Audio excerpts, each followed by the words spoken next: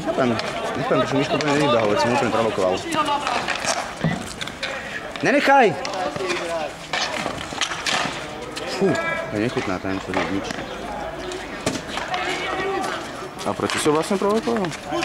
Tak ja som prišiel, možno píska, hento, čo tam išiel po výzovi, vieš. Ale on mi zakričal, že do špiča, odtiaľ odstrhnem. Tak ja som povedal, že poď Miško, poď. A Miško nič. A prečo? Ty si chcel s Miškom mať fyzický kontakt? Ne, to som Miška odniesť z ihriska preč. Kdyby som utiekal do piče, čo som sa s ním bil. Nádhera, Gulo! Zas som to nestihol.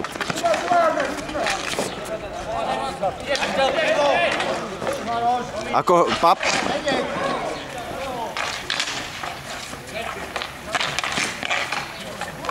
Ne.